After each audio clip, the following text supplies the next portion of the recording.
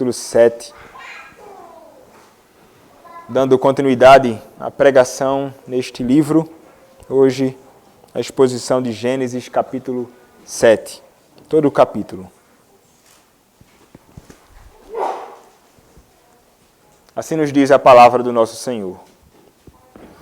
Disse o Senhor a Noé: entra na arca, tu e toda a tua casa, porque reconheço que tens sido justo diante de mim no meio desta geração. De todo animal limpo levarás contigo 7 pares, o macho e sua fêmea, mas dos animais imundos 1 par, o macho e sua fêmea. Também das aves dos céus 7 pares, macho e fêmea, para que se conservar a semente sobre a face da terra. Porque daqui a 7 dias farei chover sobre a terra durante 40 dias e 40 noites, e da superfície da terra exterminarei todos os seres que fiz. E tudo fez Noé segundo o Senhor lhe ordenara. Tinha Noé 600 anos de idade, quando as águas do dilúvio inundaram a terra. Por causa das águas do dilúvio, entrou Noé na arca, ele com seus filhos, sua mulher e as mulheres de seus filhos. Dos animais limpos e dos animais imundos, e das aves e de todo réptil sobre a terra, entraram para Noé na arca de 2 em 2, macho e fêmea, como Deus lhe ordenara.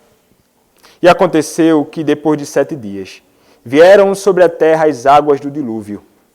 No ano 600 da vida de Noé, aos 17 dias do 2º mês, nesse dia romperam-se todas as fontes do grande abismo e as comportas dos céus se abriram. E houve copiosa chuva sobre a terra durante 40 dias e 40 noites. Nesse mesmo dia entraram na arca Noé, seus filhos, Sem, Cã e Jafé, sua mulher e as mulheres de seus filhos. Eles e todos os animais segundo as suas espécies, todo gado segundo as suas espécies, todos os répteis que rastejam sobre a terra segundo as suas espécies, todas as aves segundo as suas espécies, todos os pássaros e tudo o que tem asa.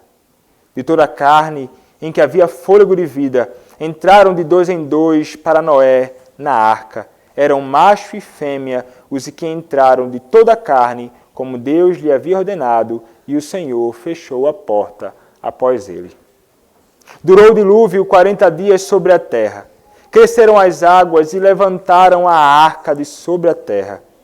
Predominaram as águas e cresceram sobremodo na terra. A arca, porém, vogava sobre as águas. Prevaleceram as águas excessivamente sobre a terra e cobriram todos os altos montes que havia debaixo do céu. 15 côvados acima deles prevaleceram as águas e os montes foram cobertos. Pereceu toda a carne que se movia sobre a terra, tanto de ave como de animais domésticos e animais selváticos, e todos os enxames de criaturas que povoam a terra e todo homem. Tudo o que tinha fôlego de vida em suas narinas, tudo o que havia em terra seca, morreu. Assim, foram exterminados todos os seres que havia sobre a face da terra, o homem e o animal, os répteis e as aves dos céus foram extintos da terra. Ficou somente Noé e os que com ele estavam na arca, e as águas, durante 150 dias, predominaram sobre a terra. Amém. Os irmãos podem se assentar.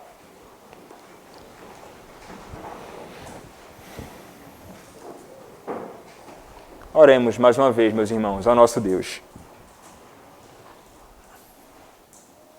Nosso Deus, nosso Senhor, a Tua palavra será pregada, Pai, nesta manhã, neste momento. E a Tua palavra deve ser pregada livremente, sem qualquer tipo de impedimento. E te peço, Senhor, que o Senhor me use, que o Senhor me use poderosamente na proclamação da Tua palavra, nesta porção da Tua Escritura, Senhor, que foi escrita para o nosso ensino, através da qual, Senhor, conhecemos mais ao Senhor, conhecemos a nós mesmos, através da qual o Senhor também salva aqueles que estão perdidos, através da qual o Senhor também edifica, exorta, consola e encoraja aqueles que são teus, através da qual o Senhor também nos traz alertas seríssimos sobre quem Tu és e sobre aquilo que aguarda todos aqueles que não se renderem a Ti. Ó Senhor, me usa para a glória do Teu nome e para a edificação do Teu povo, Senhor, que aqueles que aqui estão possam atentar seriamente para a pregação da Tua palavra, que possam ouvir com diligência a Tua palavra, que não se distraiam com nada, Senhor, mas que possam ouvir o Senhor falar. Mais uma vez eu Te peço, Senhor, usa-me com graça e com poder na pregação da Tua palavra, com intrepidez e ousadia, Senhor. Peço-Te isto, em nome do Senhor Jesus Cristo, o Teu bendito Filho. Amém. Amém. Vocês certamente já viram, ouviram, leram em algum lugar notícias que nos apresentam catástrofes terríveis no mundo. São várias as catástrofes, tufões, furacões e coisas desta natureza que alcançam muitas cidades e países por aí afora. Também recebemos notícias, lemos, ouvimos ou até mesmo vimos casos terríveis onde nós contemplamos água inundando muitos lugares. Tsunamis são chamados. Quando cidades são tomadas por águas que de modo avassalador, acho que fica melhor, a palavra não quer sair, toma conta de muitos lugares e muitas pessoas têm a vida ceifada. Milhares de pessoas, meus irmãos. Vocês certamente já ouviram notícias assim. E isso certamente traz um impacto e temor e espanto para muitas pessoas quando contemplam realidades como esta. Mas quando nós olhamos para isto e nós olhamos para o registro bíblico, nós chegamos à conclusão que catástrofes como estas não são nada comparadas ao que aconteceu aqui em Gênesis capítulo 7. Muitos lugares que foram inundados com mar e muita água, muitas vidas ceifadas, não se comparam com a justiça e a santidade de Deus sendo reveladas contra o pecado do homem, quando ele julgou todo o mundo com o dilúvio. Nada igual havia acontecido naquele período semelhante ao que aconteceu. Nada semelhante aconteceu depois daquele período. Mas a Escritura, meus irmãos, nos mostra a realidade de que o Deus que criou o mundo e tudo o que nele há é um Deus tão santo e tão justo que Ele não pode permitir que o homem, criaturas suas, que foram criadas para viver para a glória do seu nome neste mundo, vivam segundo os seus próprios desejos, pecando deliberadamente contra o seu Deus. Meus irmãos, foi justamente o pecado que fez com que o Senhor se voltasse com ira contra toda a carne. Quando os filhos da mulher, os descendentes de Sete, se envolveram com aqueles que eram de Caim. Aqueles que eram os filhos da mulher se envolveram com os descendentes da serpente. O pecado conduziu o Senhor a se desagradar e então jurar, prometer, determinar, resolver: eu exterminarei toda a terra. No meio de todo aquele povo perverso que o Senhor contemplou e então decidiu destruir, havia um homem justo, E como mencionamos no domingo passado, este homem é Noé.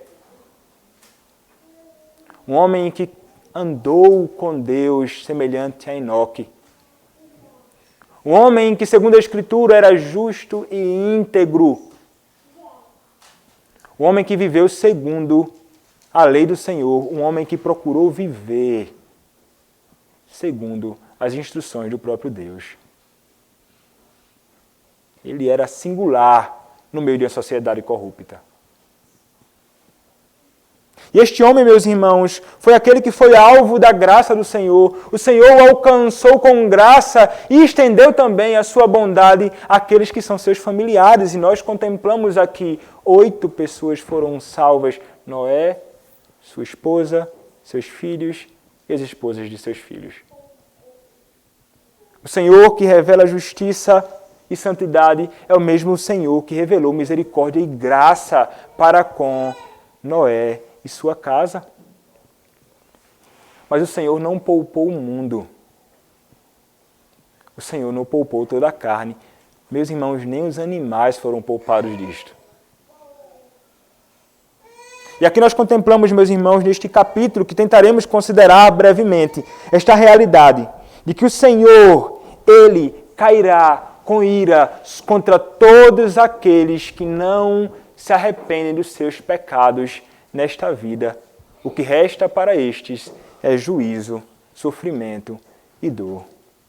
Olhemos, meus irmãos, para o que a palavra do nosso Senhor nos diz no primeiro verso deste capítulo. E o texto começa dizendo o seguinte: Disse o Senhor a Noé, entra na arca, tu e toda a tua casa, porque reconheço que tens sido justo diante de mim no meio desta geração. Então, meus irmãos, o Senhor, Ele dá uma ordem. O Senhor, Yahvé, o Deus pactual, se volta para Noé, o seu servo, e diz: você deve entrar na arca que falei para que você construísse. Então o Senhor, Ele olha para Noé e considera, é interessante a declaração que Ele vai fazer: entra na arca, tu e toda a tua casa. Então Noé, sua esposa e seus filhos foram aqueles que tiveram a permissão de Deus para entrar naquela arca que fora construída. E mais uma vez o texto vai nos declarar uma verdade acerca deste homem que estava tendo a graça de estar sendo protegido na arca. O texto vai nos dizer que ele era justo diante de Deus. E, meus irmãos, vale a pena recordar isto. Não pensemos que Noé ele era justo diante de Deus por causa da sua própria justiça. Ele não entrou na arca porque ele era um homem bom. Ele não entrou na arca porque ele era um homem justo. Ele não entrou na arca porque ele era um homem íntegro. Tudo isto ele era porque o Senhor o justificou. Porque o Senhor o agraciou. Nenhum homem é inerentemente bom, nenhum homem é inerentemente justo, nenhum homem merece qualquer tipo de favor de Deus. O que o homem merece é juízo, o que o homem merece é punição, o que o homem carnal, ainda que seja aparentemente bom ou pratique coisas boas neste mundo, ele merece juízo. Noé, meus irmãos, ele era um homem justo e íntegro e foi favorecido por Deus, porque ele foi alvo da graça desse Deus. Ninguém, meus irmãos, se torna justo diante de Deus, senão depois de ter sido alvo da sua bondade revelada em Cristo. Noé, semelhantemente a Adão e Eva e todos aqueles que foram salvos do Antigo ao Novo Testamento, foram salvos pela graça de Deus, justificados pela graça mediante a fé. Todo homem que foi salvo pela graça mediante a fé. Antes da queda, antes dos homens quebrarem o pacto com o Senhor, a salvação se daria através da observância da lei. Eles deveriam então obedecer ao Senhor e então obedecendo teriam vida e vida eterna. Mas como nós vimos nas primeiras exposições do livro de Gênesis, Adão transgrediu a lei. Adão pecou contra o Senhor. Ele quebrou o pacto com Deus. Agora, este homem não é mais capaz de ser salvo pela lei. Agora este homem ele não é mais capaz de ser salvo por suas próprias obras. Então o Senhor, que é bondoso, fez um novo pacto, um pacto chamado Pacto da Graça, onde Ele oferece Cristo livremente no Evangelho. Foi justamente através deste Cristo que aquele que não era salvo tornou-se um homem salvo, aquele que não era justo tornou-se um homem justo, e este homem era Noé. E então o Senhor tinha ele como um dos seus servos que amavam ao seu Deus. O Senhor então o preserva. E ele vivia, meus irmãos, aqui em retidão e em santidade diante do seu Deus, porque ele foi alvo da graça. Meus irmãos, é uma realidade que deve ser evidenciada na nossa vida, como era evidenciada na vida de Noé. Noé ele foi salvo pela graça de Deus e como ele vivia. Noé andava com Deus. Noé foi alvo da graça do Senhor e como Noé vivia em retidão e justiça diante de Deus. Como mencionei e repito, não é porque andamos assim que somos salvos, mas quando nós somos salvos, nós andamos assim. Em retidão, em santidade e em justiça diante do Senhor. Aqueles que foram alvo da bondade, da misericórdia de Deus revelada em Cristo, buscarão, meus irmãos, diligentemente nesta vida, não viver para a glória do seu próprio nome, não viver em função dos seus próprios desejos, não vivendo para alimentar a carne, não vivendo para alimentar as coisas deste mundo no seu próprio coração, mas buscarão viver para o seu Senhor. Odiando o pecado, amando a justiça, odiando a iniquidade e amando a retidão. É deste modo que viverão aqueles que foram salvos pelo Senhor. É deste modo que eu e você devemos viver neste mundo. E, meus irmãos, não deveríamos buscar viver assim somente aos olhos dos homens, não.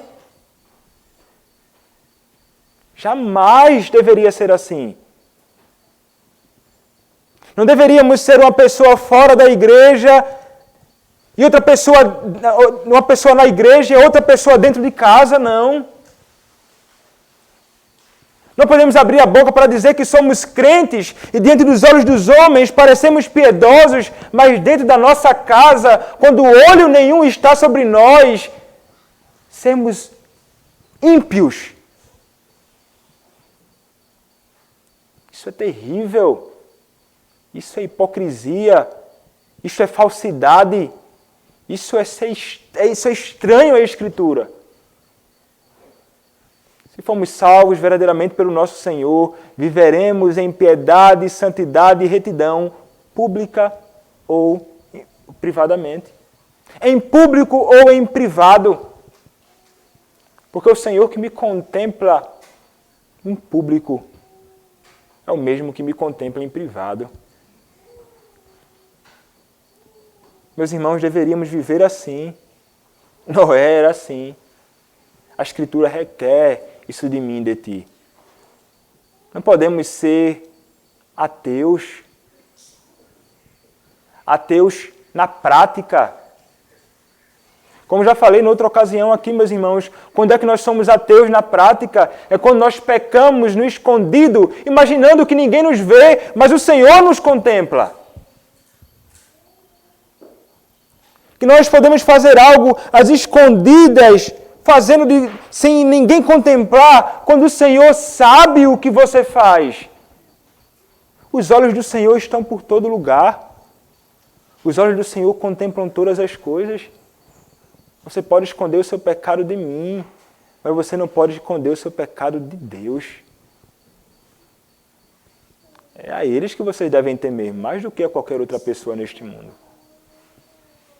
E buscar então viver em santidade e retidão, porque isto é o que é agradável a Deus, como ficou evidente aqui no caso de Noé. Noé vivia de um modo agradável ao seu Senhor. Mas o texto, meus irmãos, continua dizendo, então os versículos 2º e 3º nos diz o seguinte: de todo animal limpo levarás contigo 7 pares, o macho e sua fêmea. Mas dos animais imundos, um par, o macho e sua fêmea. Também das aves do céu, 7 pares, macho e fêmea, para se conservar a semente sobre a face da terra. Então aqui, meus irmãos, agora o Senhor começa a ordenar o que Noé deve fazer mais uma vez. Noé, ele deve colocar 7 pares de cada animal limpo na arca. 7 pares de cada animal limpo na arca. O interessante é nós notarmos isto já aqui neste período da revelação. O Senhor separando animais puros de animais impuros. Nós veremos isto posteriormente na revelação. Basta ler Levítico que você vai encontrar com frequência a realidade, animais puros e animais impuros, à medida que a revelação vai se expandindo e progredindo. Mas aqui o Senhor revela ao seu servo que há animais que devem ser considerados como puros e outros como impuros. Já ali. Nós vemos aqui, meus irmãos, o Senhor organizando ou separando estes animais com pelo menos 2 finalidades para mais tarde. A primeira finalidade seria, meus irmãos, para o alimento do povo futuramente. Animais que eram puros, considerados puros, que poderiam ser ingeridos por eles. Posteriormente nós veremos isto. Até esta ocasião aqui, nós não encontramos o homem e a sua família comendo carne ainda. Posteriormente, depois do dilúvio, encontraremos esta realidade. Então daí a necessidade, inclusive, da distinção entre animais puros e impuros, para que eles pudessem ingerir para o alimento próprio deles. Mas uma segunda, meus irmãos, finalidade. Os animais puros e impuros, já sendo aqui organizados e separados por Deus, é que estes animais puros, eles seriam utilizados para o serviço de adoração pública ao Senhor. Os animais puros eram separados para isto, para o serviço, para o sacrifício, para a adoração. É um animal puro que será sacrificado pelos seus servos aqui posteriormente. E o Senhor então separa destes, já providenciando aquilo que os homens precisarão para o seu alimento pós-dilúvio, bem como para a adoração. E como é interessante, meus irmãos, nós notarmos isto. O Senhor não só providenciando aquilo que é necessário para a subsistência das pessoas, para o seu corpo, para o alimento físico, animais, e também as outras coisas, todas que poderiam comer frutos e tantos outros alimentos que eles poderiam ingerir, mas aqui providenciando aquilo que eles teriam de alimento apropriado para eles. Então o Senhor, Ele cuidando de cada detalhe aqui, como o Senhor mostra que Ele é um Deus organizado e que pensa e que organiza e que faz tudo de um modo muito bem definido. O Senhor aqui provê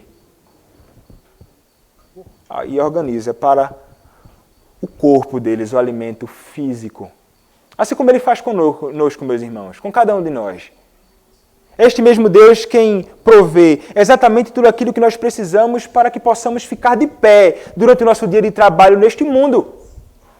É o Senhor quem coloca o alimento sobre a nossa mesa. É o Senhor quem nos dá exatamente aquilo que precisamos para que possamos trabalhar. E Ele não nos dá nem mais, nem nos dá menos. Ele nos dá aquilo que precisamos. Para cada um de nós, o que cada um de nós precisamos.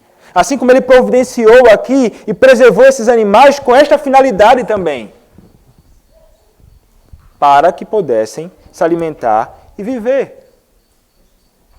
Mas, meus irmãos, também vale a pena observarmos a realidade que o Senhor também separou para animais para que eles pudessem futuramente adorar ao seu Deus. E vejam, meus irmãos, como o nosso Deus, ele é tão preocupado com a adoração também, não somente com o alimento físico, mas com aquilo que é o alimento espiritual, com aquilo que é importante para a alma, com aquilo que é a coisa mais importante que o crente desfruta nesta vida, é a adoração pública ao seu Deus. E ele então providencia, olha, estes serão os animais limpos. Você talvez não saiba direito o que vai acontecer mais tarde, mas esses animais serão usados para o culto a mim. Para a adoração pública ao meu nome. E, meus irmãos, assim como o Senhor providenciou naquele período aquilo para as gerações futuras, este mesmo Senhor tem preservado e nos concedido e nos dado exatamente aquilo que precisamos para que possamos adorar ao nosso Deus. Durante séculos, gerações e mais gerações, estamos aqui nós hoje, em pleno século XXI, no final de 2021, adorando o nosso Deus, desfrutando exatamente de tudo aquilo que Ele preservou para que pudéssemos adorá-lo. O Senhor quem preservou isto, meus irmãos. O Senhor quem tem guardado tudo isto para o nosso proveito. O Senhor é quem tem nos dado homens para nos instruir acerca destas coisas. É o Senhor quem tem permitido que nos reunamos para isto. É o Senhor quem tem preservado a sua palavra para que leiamos. É o Senhor quem tem preservado a sua palavra para que cantemos. É o Senhor quem tem preservado tudo isto para que possamos adorá-lo. O nosso Deus, naquele período, preparou e separou tudo para a nova terra. Alimento físico, bem como aquilo que é importante para que possamos desfrutar daquele que é um meio principal do alimento espiritual do crente, e é no culto público, sobretudo, quando a palavra do nosso Senhor é proclamada.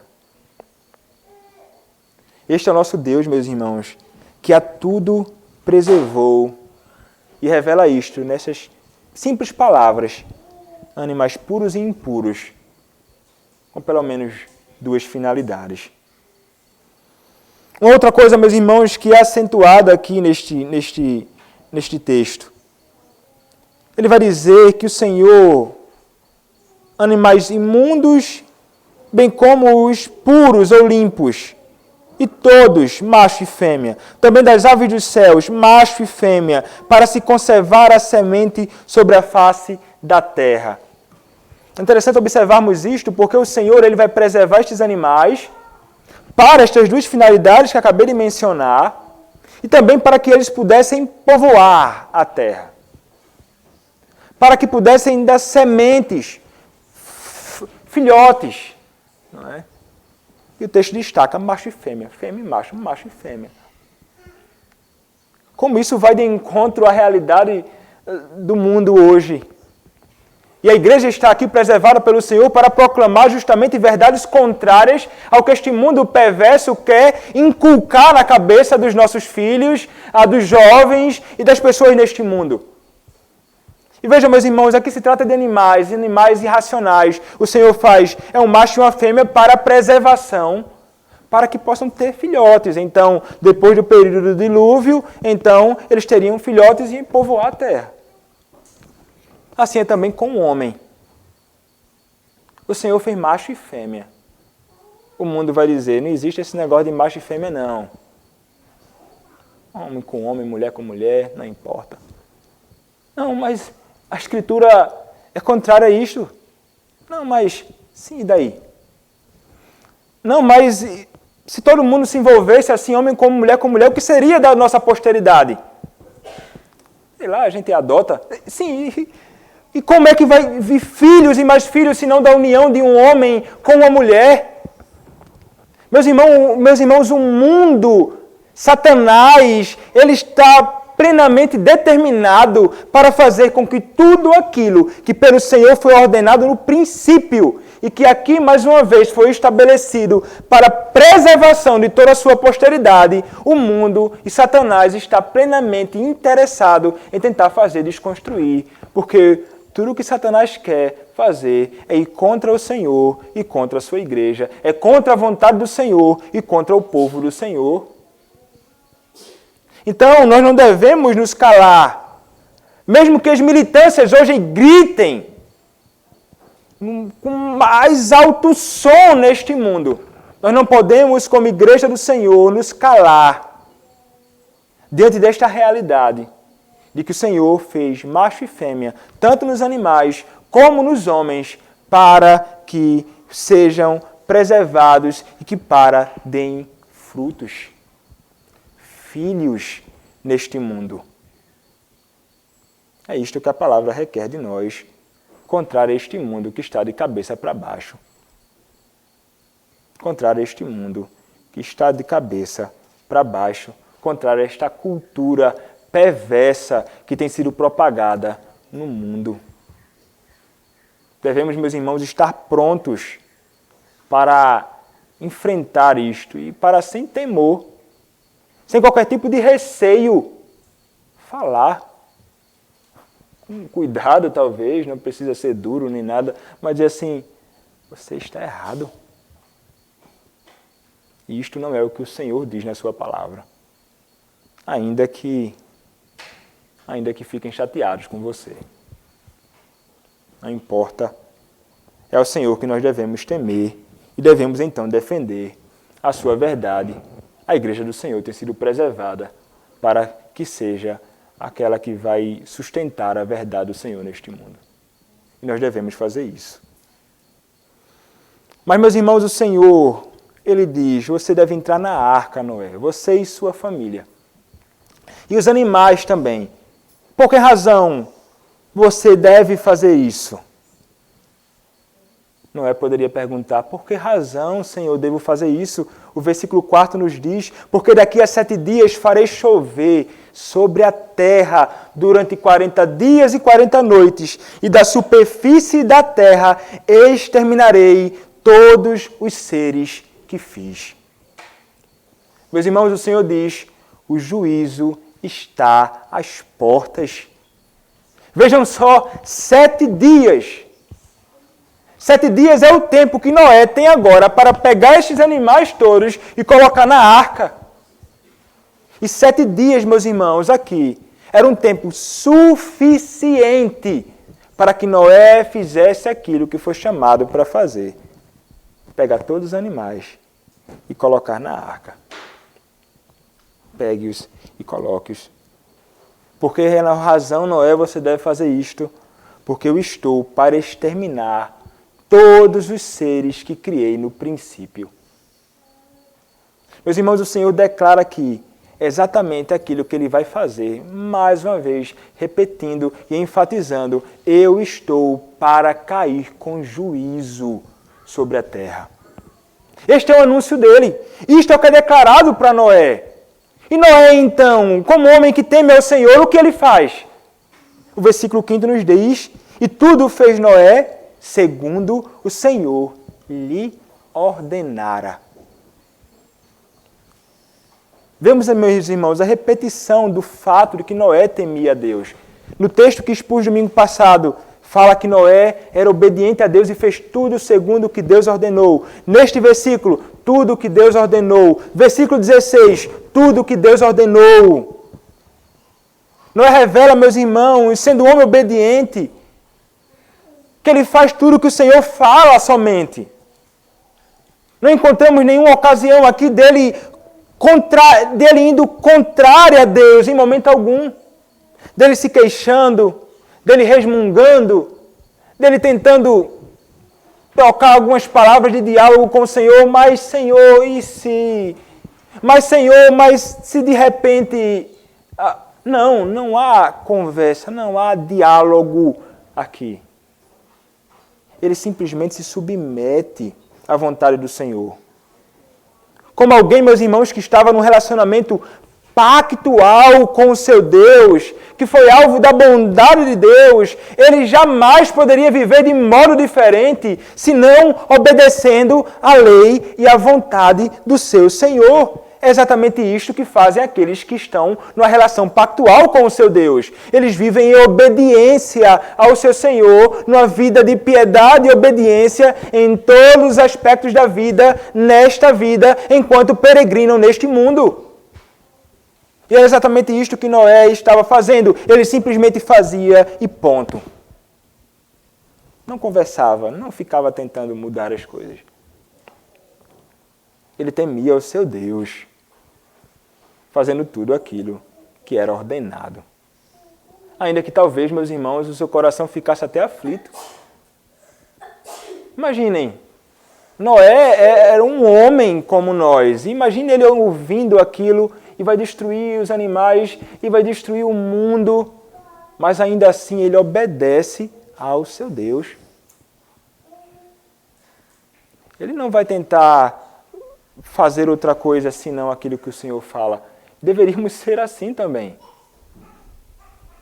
Obedientes ao Senhor, ainda que o preço daquilo que Ele exige de nós seja alto ou grande, ainda que aquilo que Ele esteja para fazer seja para nós amedrontador, se a palavra do nosso Senhor nos diz, é assim que você deve viver, é assim que você deve caminhar, esta é a minha vontade, nós, se tivermos juízo, atentaremos para aquilo que Ele falar. Nós obedeceremos aquilo que Ele requer de nós. É exatamente isto que fazem aqueles que amam e temem ao seu Deus. Se você ama e teme o seu Deus, você vai fazer exatamente aquilo que Ele ordena na sua palavra. O texto então continua do verso 6 ao verso 10. Tinha Noé 600 anos de idade, quando as águas do dilúvio inundaram a terra. Por causa das águas do dilúvio entrou Noé na arca, ele com seus filhos, sua mulher e as mulheres de seus filhos. Dos animais limpos e dos animais imundos, e das aves e de todo réptil sobre a terra, entraram para Noé na arca de 2 em 2, macho e fêmea, como Deus lhe ordenara. E aconteceu que depois de 7 dias vieram sobre a terra as águas do dilúvio. Datas são apontadas aqui de quando isso estava para acontecer, idade de Noé e tantas outras coisas, apontando aqui para a veracidade do que aconteceu. E então o texto vai repetir, com frequência ele repete, todos que deveriam entrar na arca, então o que acontece? Todos entram. Noé é obediente, todos eles devem e entram na arca. Noé e sua família, os animais todos que o Senhor havia determinado, como fora dito por Deus, aconteceu. O que o Senhor falou não deixou de acontecer. É exatamente como Ele disse. Então no versículo de número 11 nos diz, no ano 600 da vida de Noé, aos 17 dias do segundo mês, nesse dia, romperam-se todas as fontes do grande abismo e as comportas dos céus se abriram e houve copiosa chuva sobre a terra durante 40 dias e 40 noites. Águas caíram impetuosamente sobre a terra como nunca tinha acontecido antes. Meus irmãos, fontes do grande abismo, comportas dos céus. Meus irmãos, o que os estudiosos vão chegar a concluir é que eram águas vindo por cima e por baixo. Águas caindo dos céus e águas por baixo ou da terra, inundando tudo. Meus irmãos, foi exatamente deste modo que Deus despejou sua indignação contra toda a carne. O que está descrito aqui é maior e mais assustador, avassalador que qualquer tsunami que alcançou este mundo. Aqui, meus irmãos, o Senhor revela tudo isto e a sua indignação, e isto não durou um dia. Isto não durou um momento, alguns minutos, não. A duração da ira de Deus caindo sobre toda a carne durou 40 dias e 40 noites. 40 dias e 40 noites, meus irmãos, aponta para todo este período de juízo que estava para vir sobre toda a terra. Não foi pouca água, mas muita água, com força sobre a terra e sobre absolutamente tudo que sobre a terra habitava. E então, neste mesmo dia, o versículos 13 a 16 nos diz: entraram na arca Noé, seus filhos, Sem, Cã e Jafé, sua mulher e as mulheres de seus filhos, eles e todos os animais segundo as suas espécies, todo o gado segundo as suas espécies, todos os répteis que rastejam sobre a terra segundo as suas espécies, todas as aves segundo as suas espécies, todos os pássaros e tudo que tem asa, de toda a carne em que havia fôlego de vida, entraram de 2 em 2 para Noé na arca. Eram macho e fêmea os que entraram de toda a carne, como Deus lhe havia ordenado, e o Senhor fechou a porta após eles. Há uma repetição aqui, muita repetição, das pessoas que entraram na arca e os animais. Mas aqui agora é destacado por nome os filhos de Noé, Sem, Cã e Jafé. O fato de que a esposa de Noé também entrou na arca. As esposas de seus filhos também estavam lá junto a eles. Os animais, segundo a mesma ordem da criação, no princípio, foram aqueles que foram ordenados para entrar na arca, cada ordem de animais segundo a sua espécie. Mas algo é diferente aqui nesta ocasião. O que acontece agora é que Deus fecha a porta. Temos a informação, meus irmãos, de que a porta foi fechada e não foi por Noé. A porta foi fechada e não foi por um anjo. A porta foi fechada e não foi por um homem que estava ali naquele lugar e então com raiva de Noé fecha essa porta e desaparece daqui, Noé, que nós não aguentamos mais ouvir você falar alguma coisa. Não, meus irmãos. Foi o próprio Deus quem fechou a porta.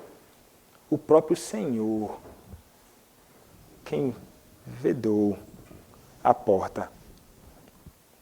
E então, todos aqueles que entraram, todos aqueles que deveriam entrar, lá estavam. Mas ninguém poderia entrar. Meus irmãos, um período de tempo é dado e no fim o juízo. Isto é o que aconteceu naquele período. Um período de tempo foi dado para que aquelas pessoas pudessem se arrepender. Noé, ele passou todo aquele período construindo a arca. Muito tempo, mais de 100 anos. Preparando a arca e preparando-se para isto. Ele estava se preparando para o juízo. Além disso, meus irmãos, ele não estava simplesmente se preparando para o grande dia do juízo que fora anunciado pelo próprio Deus, mas ele também estava durante todo este período, como nos revela a Escritura no Novo Testamento, alertando o povo durante 120 anos.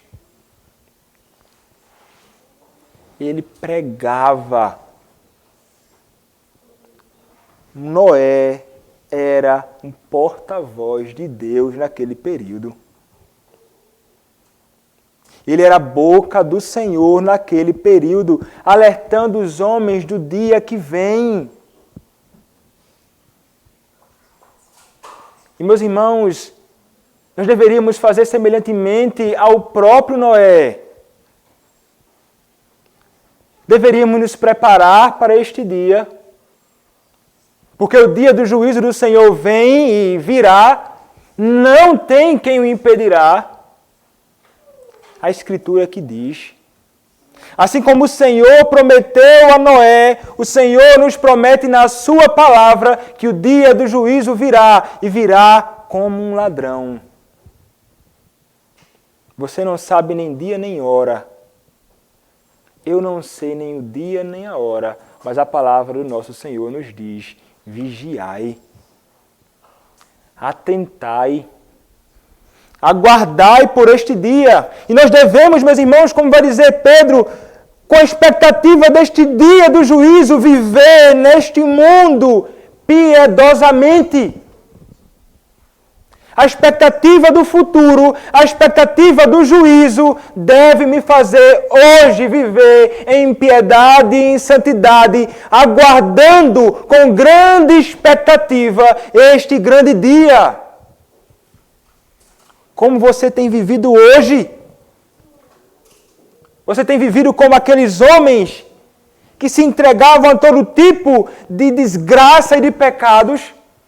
Ou você tem procurado diariamente mortificar o seu pecado e preparar-se para este grande encontro com o seu Senhor?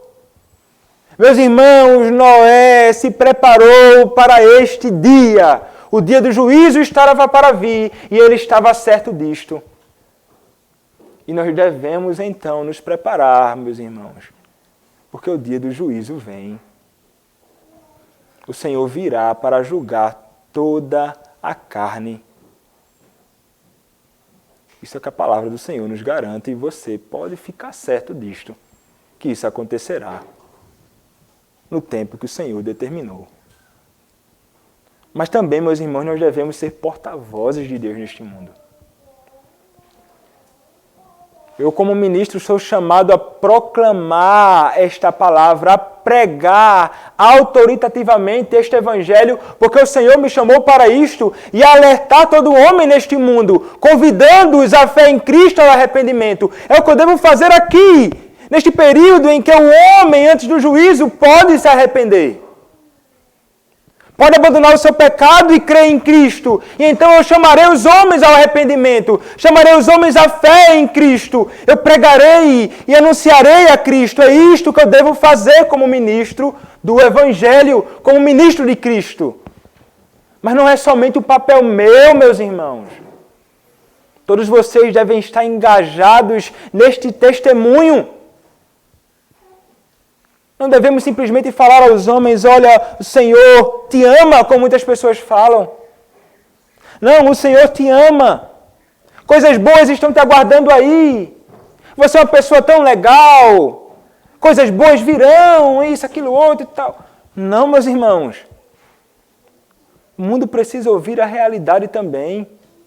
De que se eles permanecerem nos seus pecados, se eles não abandonarem a iniquidade, se eles não se voltarem para o Senhor, se eles não depositarem a fé em Cristo, eles experimentarão juízo. E é isso que estará aguardando eles no final, ou no grande dia do juízo do Senhor, ou quando eles morrerem, logo após a morte vem o juízo. Devemos alertar estas pessoas, por mais que eles não queiram ouvir, eles precisam ouvir esta realidade, eles precisam saber para onde estão caminhando, e nós precisamos então apresentar a saída, nós precisamos então apresentar a solução, porque o juízo vem. A porta foi fechada. A porta de acesso para o meio de salvação foi fechada pelo próprio Senhor.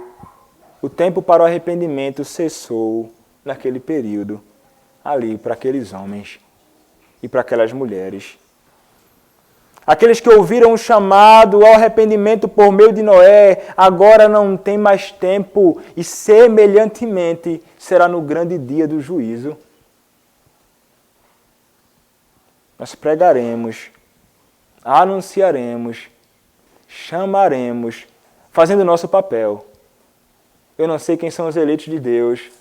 Eu chamarei todos indiscriminadamente à fé em Cristo. Chamarei todos ao arrependimento e à fé neste Cristo. E na expectativa de que eles se rendam a Cristo. Mas o tempo acabará. A porta será fechada. O Senhor chama hoje você ao arrependimento. O Senhor chama hoje você à fé em Cristo.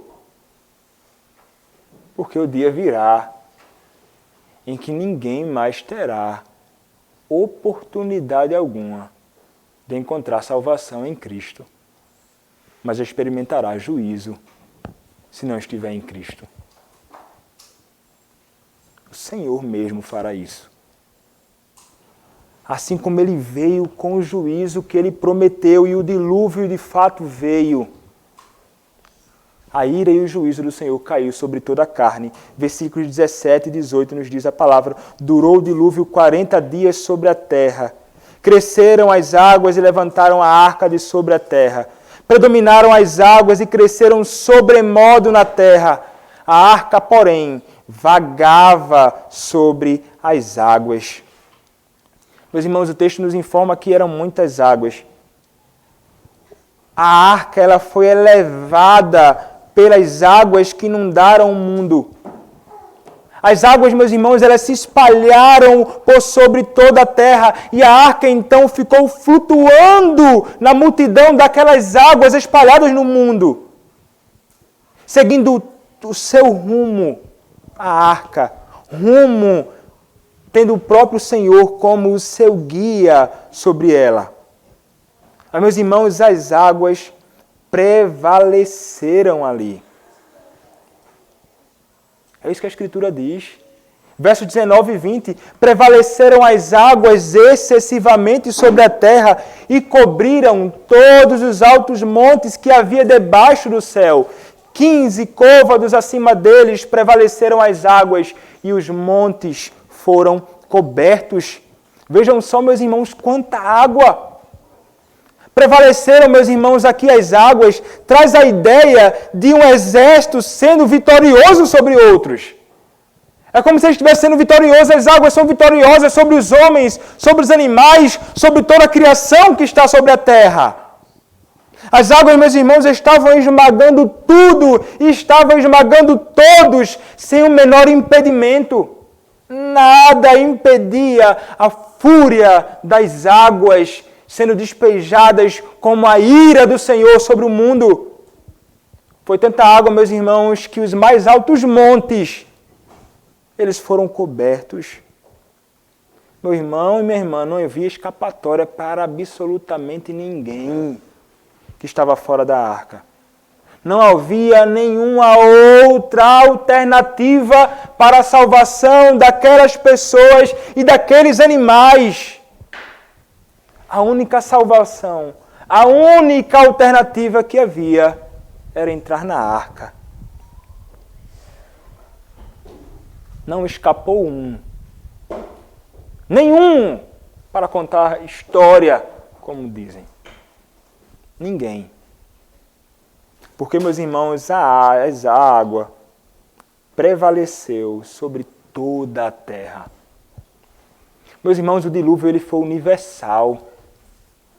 Não foi numa região, não foi no norte, no sul do mundo, foi no mundo inteiro.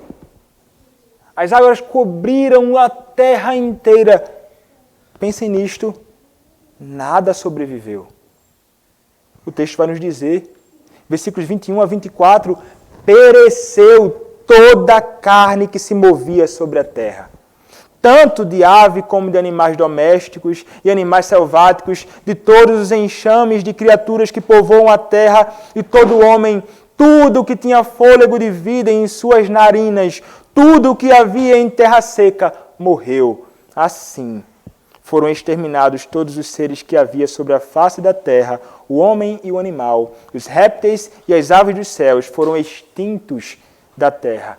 Ficou somente Noé e os que com ele estavam na arca, e as águas durante 150 dias predominaram sobre a terra. Meus irmãos, estes últimos versos nos deixam certos de que nada sobrou. Todo animal que respirava sobre a terra foi morto. Aquele que doou a vida, tomou. Aquele que deu o ar para que respirassem, tomou o ar que respiravam. O próprio Senhor soberano fez isso. E Ele tem toda a liberdade para fazer isto. E Ele tinha todas as razões para fazer isto. E ele fez, meus irmãos. Os únicos vivos naquele momento eram Noé, sua família, os animais que estavam com ele, mais ninguém. Somos acostumados desde pequenos a ver os animais bem bonitinhos no barco. Geralmente é assim que retratam, né? Está lá um animal, um elefante com a cabeça do lado de fora, a girafa, passando a cabeça da girafa por uma janela, e você é acostumado a ver, assim, que coisa bonita aqui, olha, os animais, a arca, Noé. Mas, meus irmãos, o que estava acontecendo ali era a ira do Senhor caindo sobre toda a terra. As crianças devem saber disso. Quando olham para a arca, não devem pensar que momento feliz e bonito ali, não. É a ira do Senhor sendo despejada sobre todos. O que havia fora da arca eram animais morrendo, eram homens morrendo, crianças, velhos, crianças, mulheres sofrendo. Morrendo. Imaginem a gritaria, imaginem o desespero de todos aqueles que estavam fora da arca. Imaginem talvez a angústia de Noé ao ouvir os mais terríveis clamores por misericórdia, depois de contemplarem que aquilo que ele tanto alertou, de fato estava acontecendo ali. Mas não havia mais tempo algum. A ira do Senhor estava sendo despejada. Toda a carne foi ceifada. Padeceram com o juízo de Deus. De um Deus irado, meus irmãos. Estamos acostumados a pensar num Deus de amor. Não, mas Deus é o quê? Deus é amor. E fala para outra pessoa no mundo, o camarada diz, não, mas Deus é amor, cara. Deus não faz isso não, Deus não cai com ira, Deus não disciplina. Esses dias, da sexta para o sábado, eu fui comprar um açaí ali em Rondon.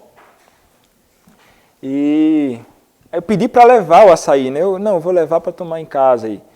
Aí uma senhora que me atendeu, aí ela me perguntou, sempre faz essas perguntas para mim, fez assim, você é daqui?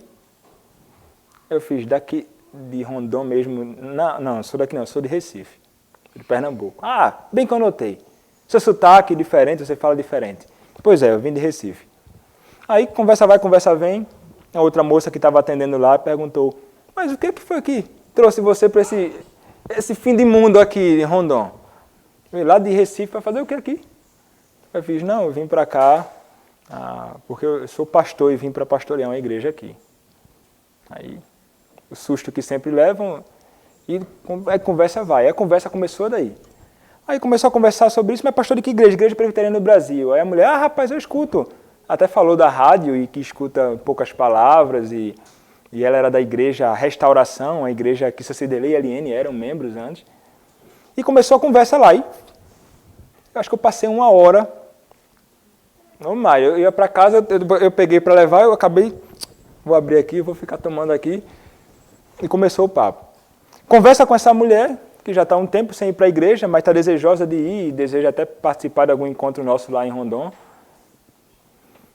Mas tinha a moça que começou a me perguntar uma série de coisas lá. Quando eu comecei a falar sobre a doutrina da igreja, sobre o evangelho, sobre isso, falei sobre ira, falei sobre disciplina, falei sobre juízo. Aí nessa ocasião ela já não estava muito gostando, não. Quando eu falei sobre julgamento, ou o julgamento que nós fazemos à luz da Escritura para aqueles que vivem de modo errado neste mundo, ou o julgamento de Deus que certamente virá e julgará toda a terra e tudo. As pessoas não querem ouvir isso. Não, mas o Senhor ele é bom, o Senhor é amoroso, o Senhor é o que você mais vai escutar as pessoas falando. Mas a realidade, por mais que ela não tenha gostado, não. O Senhor é um Deus que é irado. Ele se ira contra o pecado. Horrível coisa é cair nas mãos do Deus vivo, diz Hebreus capítulo 10, 31. Horrível coisa é cair nas mãos do Deus vivo. E como escreve Mark Jones no livro dele, sobre os atributos de Deus, meus irmãos, e aqui eu me utilizo deste material. A ira de Deus, meus irmãos, ela é a expressão negativa de sua infinita santidade e justiça. A ira de Deus é uma expressão negativa da sua santidade e da sua justiça. Obviamente, meus irmãos, que nós não podemos pensar na ira de Deus como algo que é da essência de Deus. Não é. Não é da essência do próprio Deus ser irado. Os nossos catecismos falam acerca de Deus. Pergunta de número 4 do breve catecismo. O que Deus é? Deus é Espírito infinito, eterno e imutável em seu ser, sabedoria, poder, santidade, justiça, bondade e verdade. Isto é o que o nosso Senhor é, em essência, mas Ele não é essencialmente irado. Mas a Escritura fala sobre um Deus que é irado, e é isso que nós chamamos de antropopatismo. O que isso significa? A Bíblia nos apresenta isso, e a isso chamamos a antropopatismo, que é quando a Escritura atribui a Deus sentimentos humanos. É quando a Escritura coloca em Deus sentimentos humanos, como tristeza, alegria, sentimentos humanos. O nome disso é antropopatismo. É uma acomodação de Deus a nossa pequenez, a nossa finitude, a nossa realidade. É como que Ele querendo nos ensinar, como se fôssemos crianças, e Ele então precisa nos dar o beabá aqui, bem simples, para que possamos entender tudo o que ali estava acontecendo. É o Senhor se conformando à nossa limitação. Então, o que é a ira de Deus, meus irmãos? A ira de Deus são expressões externas de sua santíssima vontade. A ira de Deus é uma expressão externa no tempo e no espaço da sua santíssima vontade. Não faz parte da essência do seu ser. E a Escritura, meus irmãos, nos fala sobre a ira de Deus. A Bíblia realmente fala da ira desse Senhor. Este Senhor a quem nós servimos, Ele é um Deus que se opõe a tudo aquilo que se opõe à sua infinita santidade, como nos mostra a Escritura. É isso que nos diz, por exemplo, Êxodo, capítulo 32, versículo de número 10. Agora, pois, deixa-me para que se acenda contra eles o meu furor, e eu os consuma, e de ti farei uma grande nação. Isso logo após o povo do Senhor se dobrar diante do bezerro de ouro. Pecado mais terrível. O Senhor diz, a minha ira se acenderá contra eles. Quando nós olhamos ainda no Antigo Testamento para o Salmo de número 69, versículo de número 24, nós encontramos as seguintes palavras. Derrama sobre eles a tua indignação e que o ardor da tua ira os alcance. Ainda no Antigo Testamento, agora no profeta Jeremias, capítulo 21, verso de número 14, a palavra do nosso Senhor nos diz, castigar-vos-ei segundo o fruto das vossas ações, diz o Senhor, acenderei fogo na cidade, qual bosque, o qual devorará todos os seus arredores. Isso, meus irmãos, são alguns textos do Antigo Testamento que nos mostram a realidade de que o Senhor, Ele muitas vezes age com ira e derrama a sua ira. No Novo Testamento encontramos também palavras assim. Quando nós olhamos para João, capítulo 3, verso de número 36, nós encontramos as seguintes palavras. Por isso, quem crê no Filho tem a vida eterna. O que todavia se mantém rebelde contra o Filho não verá a vida, mas sobre ele permanece a ira de Deus. E ainda João, agora no livro de Apocalipse, o último livro da Bíblia nos diz, em Apocalipse capítulo 19, verso de número 15, as seguintes palavras. Sai da sua boca uma espada afiada, para com ela ferir as nações. E ele mesmo as regerá com o cetro de ferro e pessoalmente pisa o lagar do vinho do furor, da ira do Deus Todo-Poderoso. Da ira do Deus Todo-Poderoso. Meus irmãos, este é o Senhor que está agindo contra aquela nação. E este é o mesmo Senhor que hoje ainda age e agirá com ira contra todos aqueles que não abandonam seus pecados. E o pecado, meus irmãos, ele realmente provoca a ira do Senhor. Como provocou naquele período. E a Escritura nos diz, quando nós olhamos para Colossenses capítulo 3, versículos 5 e 6, nós encontramos as seguintes palavras. Colossenses capítulo 3, versos 5 e 6.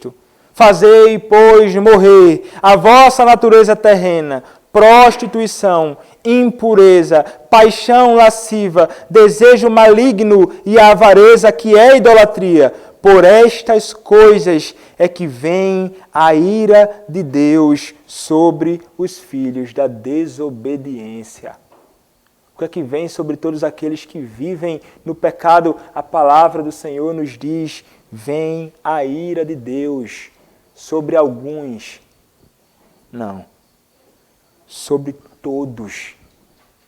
Sobre todos os filhos da desobediência. Meus irmãos, o Senhor, Ele nunca se agradou do pecado, Ele jamais se agradará do pecado, o Senhor não se agrada da iniquidade.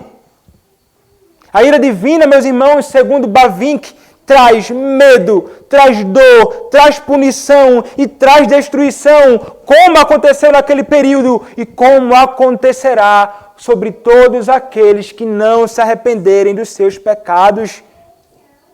Além disso, meus irmãos, o juízo da ira de Deus, ele se revelará plenamente em todo o seu poder no furor e no futuro, no dia da sua ira. O dia da ira do Senhor chegará e cairá sobre toda a carne que não se arrepende dos seus pecados. Isaías capítulo 34, versículo 8 diz, Isaías 34, versículo 8, porque será o dia da vingança do Senhor, ano de retribuições pela causa de Sião. E ainda Isaías capítulo 35, verso 4 nos diz, dize aos desalentados de coração, sede fortes, não temais, eis o vosso Deus, a vingança vem, a retribuição de Deus vem, Ele vem e vos salvará, mas o dia do juízo e da retribuição virá. E ainda como nos diz Jeremias, capítulo de número 46, versículo de número 10, dizendo, porque este dia é o dia do Senhor, o Senhor dos exércitos, dia de vingança contra os seus adversários, a espada devorará, fartar-se-á e se embriagará com o sangue deles, porque o Senhor dos exércitos, tem um sacrifício na terra do norte, junto ao rio Eufrates. O Senhor, Ele cairá com ira, meus irmãos. E onde o Senhor despejará e revelará toda a sua ira contra o ímpio, é quando o Senhor o lançar no inferno. Quando o Senhor lançar o homem no inferno, o inferno será o lugar onde a ira de Deus se revelará de um modo que nunca antes foi revelado. Sofrerão no inferno, longe da bondade do Senhor. Castigo e perdição cairão sobre aqueles que são impenitentes. É isso que nos diz a palavra do nosso Senhor. É isso que nos diz 2 Tessalonicenses, capítulo 1, verso 9. Estes sofrerão penalidade de eterna destruição, banidos da face do Senhor e da glória do seu poder.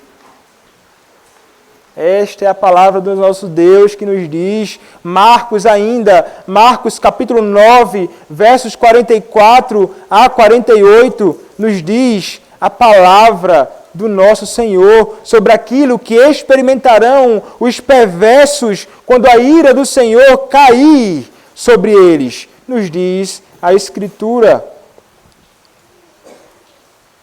A partir do versículo 43.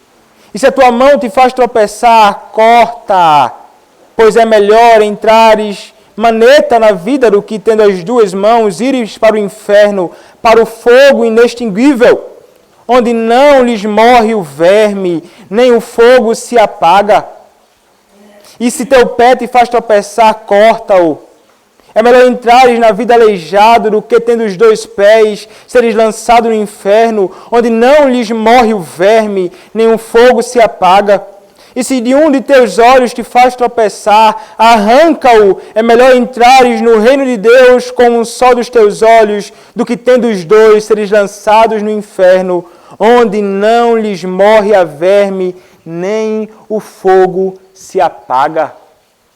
Meus irmãos, essas são descrições leves do que aguardam aqueles que não se arrependem, porque não há palavras que consigam descrever com precisão aquilo que os ímpios experimentarão no inferno. As angústias infernais são indescritíveis, como indescritíveis são a descrição das delícias eternas que experimentarão aqueles que foram salvos por Cristo. O juízo do Senhor contra aqueles que não se arrependem é certo. Se você não é um crente em Cristo, o Senhor te chama ao arrependimento, porque o dia do juízo virá. Mas, meus irmãos, a ira do Senhor não cai simplesmente contra os ímpios. Muitas vezes aqueles que são crentes, como nós, podem experimentar nesta vida a ira do Senhor, a punição do Senhor, o castigo do Senhor. Os nossos padrões doutrinários, inclusive, nos ensinam algo sobre isso.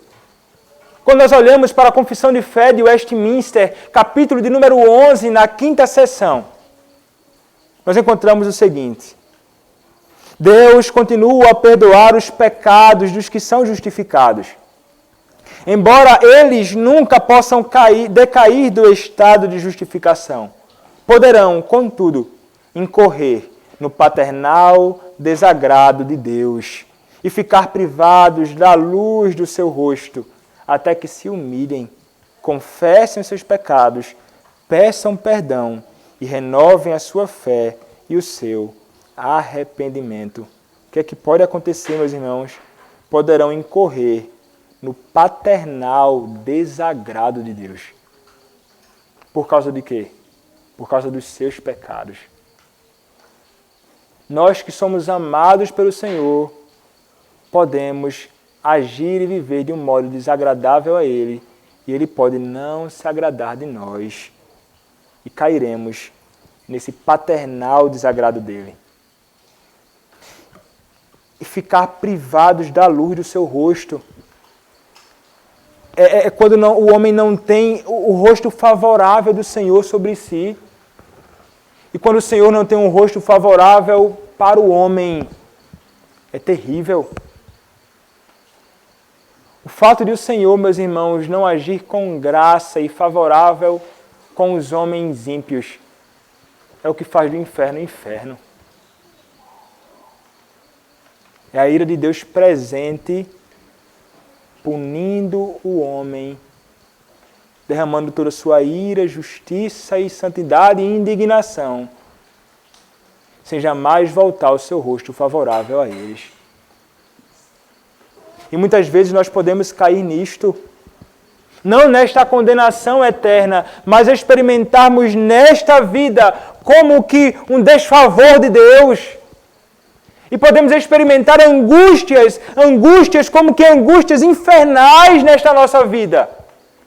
Angústias na alma que podem perturbar a nós, podem esmagar o nosso corpo, podem esmagar os nossos ossos, quando o Senhor não tem um rosto voltado para nós favoravelmente. Isso por causa dos nossos pecados. Não contemplamos a luz do rosto do nosso Senhor. E Ele nos punirá. Até, meus irmãos, que nos humilhemos diante dEle. Até que nos voltemos para Ele e confessemos os nossos pecados diante dEle. Até que corramos para Ele e peçamos perdão a Ele. Porque contra Ele nós pecamos. É dEle que recebemos a ira. E é dEle que devemos esperar o perdão dos nossos pecados. E então aí, depois de todo este processo de humilhação, confissão, pedido de perdão, eles então renovam a fé e o seu arrependimento, buscando viver agora de um modo digno do Evangelho, dando as costas para o pecado e tendo Cristo como aquele que é o mais desejável do que todas as coisas que há no mundo. Um arrependimento verdadeiro, odiando o que o Senhor odeia e amando o que o Senhor ama. E então o Senhor pode tirar de sobre o homem a sua ira, de sobre o crente, o seu filho, a punição. Deus não pune o crente eternamente, e isso deve nos trazer grande consolo. Se em alguma medida você é afligido por Deus, ou será afligido por Deus em alguma ocasião, saiba, meu irmão, que isso não durará eternamente. Mas Ele pune paternalmente, assim como um pai pune o seu filho aqui nesta vida, para o bem da alma dele. O salmista vai dizer, foi-me bom ter passado por aflição. Foi bom sofrer o juízo do Senhor, para que ele pudesse então amar o seu Deus, se deleitar nos seus decretos. Depois da punição, vai poder dizer assim, o Senhor é bom e o Senhor faz o bem. É isto que os homens dirão quando experimentarem o juízo e a punição paternal de Deus. Porque é justamente para isto que a disciplina do Senhor vem sobre os seus filhos, como nos diz Hebreus, capítulo 12, versos 4 até o versículo de número 11. Nos diz assim a palavra do nosso Senhor. Ora, na vossa luta contra o pecado ainda não tendes resistido até ao sangue. E estáis esquecidos da exortação que como a filhos discorre convosco. Filho meu, não menosprezes a correção que vem do Senhor, nem desmaies quando por ele és reprovado, porque o Senhor corrige a quem ama e açoita a todo filho a quem recebe. É para a disciplina que perseverais, Deus vos trata como filhos, pois que filho há que o pai não corrige? Mas se estáis sem correção, de que todos se têm tornado participantes, logo sois bastardos e não filhos. Além disso, tínhamos os nossos pais, segundo a carne, que nos corrigiam e os respeitávamos. Não havemos de estar em muito maior submissão ao Pai espiritual e então viveremos? Pois eles nos corrigiam por pouco tempo, segundo melhor lhes parecia.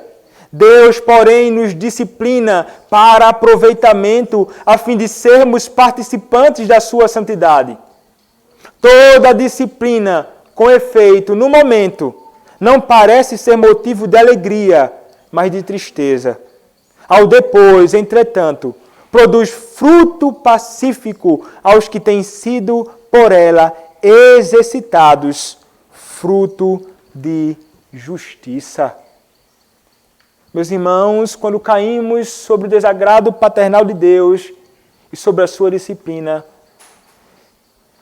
por mais que Ele odeie o pecado e nos discipline, é também uma demonstração do seu amor para com cada um de nós, porque o Pai disciplina o Filho a quem ama. O pai disciplina o filho a quem ama. Mas então alguém poderia perguntar, fala tanto sobre o juízo de Deus que cairá sobre os ímpios. E o juízo de Deus que cairá sobre os homens, é isto que o livro, aí o capítulo 7 de Gênesis está nos mostrando. O juízo virá sobre toda a carne, sim. Mas como então encontrar livramento?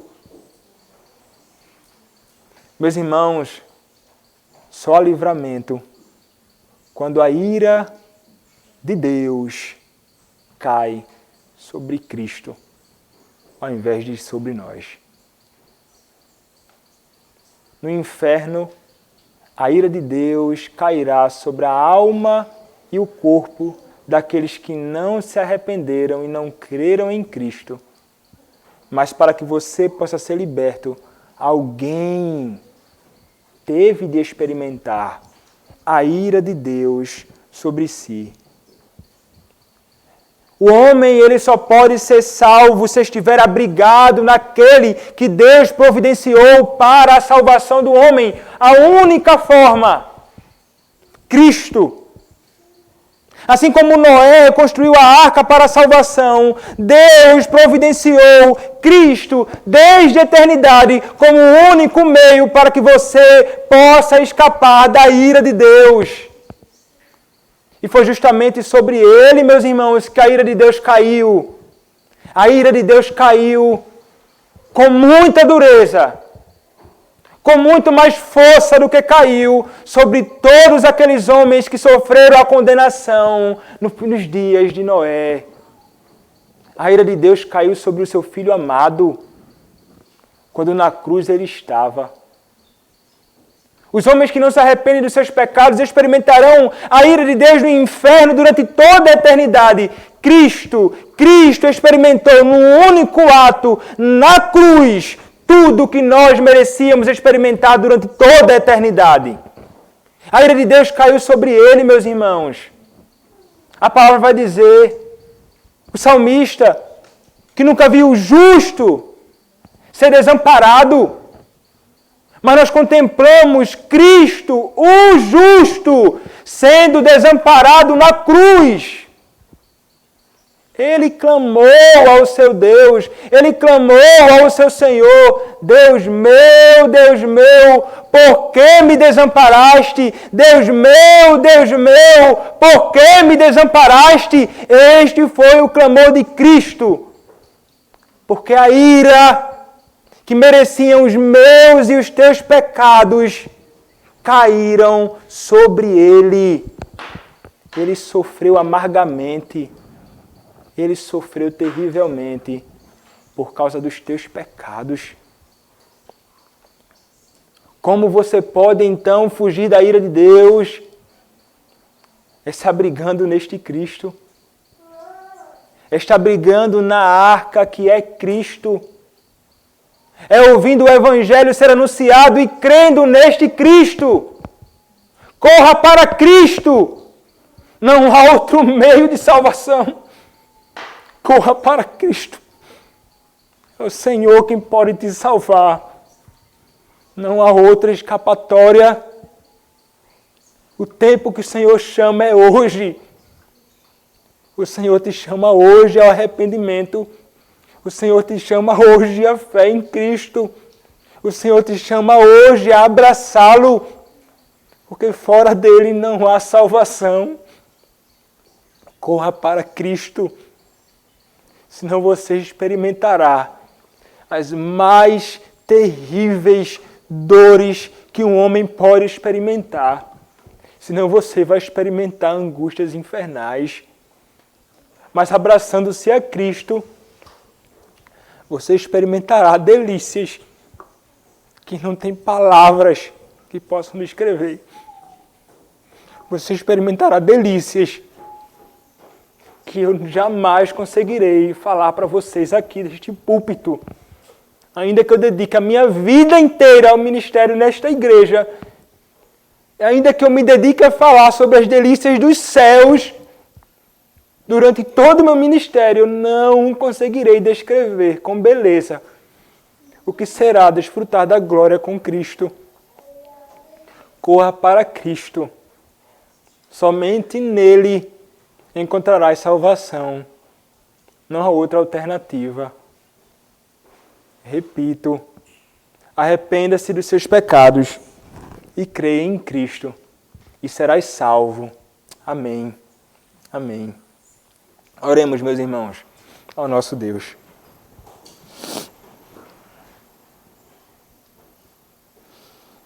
Ó Senhor, nós sabemos, Pai, que o dia do juízo vem. A Tua palavra nos alerta, Senhor. Muitos viviam no pecado naquele período de Noé, casavam, se davam-se em casamento. E a Tua ira veio sobre toda a carne. O Teu juízo caiu sobre todo o mundo. E a Tua palavra nos adverte hoje que a Tua ira virá sobre toda a carne. Não mais com água, mas com fogo, destruição, juízo. Ó Senhor, faz-nos homens e mulheres alertas, que possamos, Senhor, nos preparar para este dia, que possamos clamar, aguardando com expectativa, Maranata, ora vem, Senhor Jesus. E nos preparemos para isto, Pai, mas que também, Senhor, possamos ser boca do Senhor, porta-voz do Senhor neste mundo, anunciando a este mundo perdido, que se não abandonarem os seus pecados e não correrem para Cristo, serão condenados, sofrerão eternamente. Ó Senhor, usa-nos como instrumentos Teus, Pai, no abrir a nossa boca, no falar do Senhor, no testemunhar o Teu Evangelho, que apresentemos Cristo, aquele que nos salvou a este mundo que está perdido em trevas. Usa-nos, Senhor, para louvor da Tua glória. Usa-nos, Senhor, como Teus instrumentos, para que o mundo Te conheça, para que o mundo conheça a Cristo, o único meio para a salvação deles. Ó Senhor, perdoa-nos por todas as vezes que fomos negligentes no nosso dever.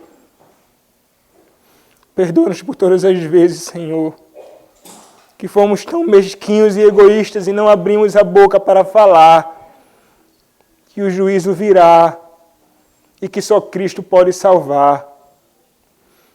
Perdoa-nos, Senhor, por isso.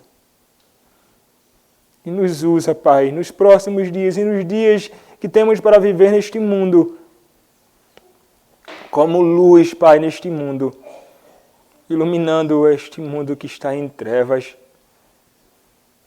Ó Senhor, usa-nos para a glória do Teu nome. É o que nós Te pedimos, Pai, e fazemos isto em nome do Senhor Jesus Cristo, Teu bendito Filho, nosso Salvador. Amém. Amém. Convido